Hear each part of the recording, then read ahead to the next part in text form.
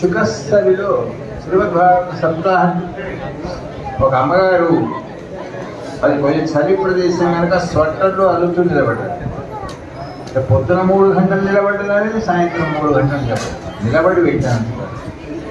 వారం రోజులు అయిపోయిన తర్వాత ఒక పంటో ఫలమో చేతికి ఇచ్చి, అమ్మాయిని చూస్తే చాలా పెద్ద మనిషిలాగా ఉంది, మాతాజీ అప్పుడు ఏది కిतना है మహారాజీ ఎక్స్ వచ్చే 106 సంవత్సరాల మనిషి స్వట్టల్లో అంటే నీ ఆరోగ్యానికి ఉండే రహస్యం ఏమిటి అంటే, నా జీవితంలో నేను ఎప్పుడు పెరుగు తినలేదు. రెండవది, ప్రవహించే నీటిలోనే స్నానం చేశాను. మూడవది, 3 పూటలు కొంచెం తినలేదు.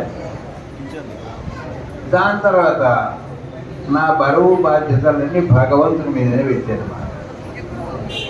ఇలా బతికేవాళ్ళు.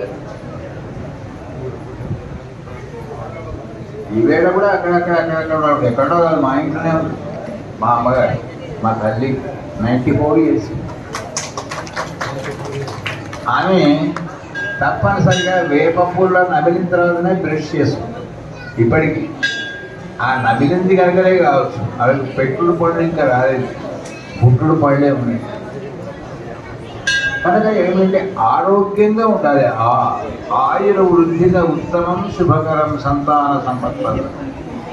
మీరు ప్రతి ఆదివారం నాడు వీళ్ళు ఆరాధనలు పూజా పురస్కారాలు బాగా చేస్తున్నారు, పవర్ఫుల్గా తయారైనారని చెప్పి వాడు ఏం చేశాడంటే ఈశ్వర్ ఆదివారం కాస్త హాలీడే పెట్టేశాడు. ఆయన బాగా తినండి, తాగండి, ఎగరండి, దుక్కండి అని చెప్పి దాంతో ఏమైపోయినారు వీళ్ళంటే డిమ్ అయిపోయారు.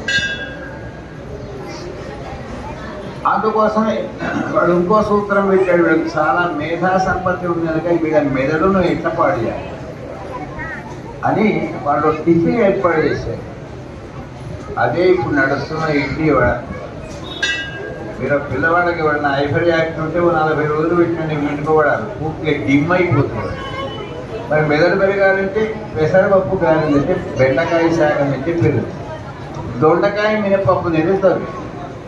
అందుకే మంచి మేధా సంపత్తి కలిగిన వాళ్ళు ఉన్నారు భారతీయులు. అలాగా మనం ఉండాలి. సూర్య భగవానుడు ఈసారి రాజు. దాని తర్వాత మంత్రి చంద్రుడు కనుక చంద్రమా మనసో జాత, మనస్సుకు బాగా ఆలోచించి చెప్పాడు.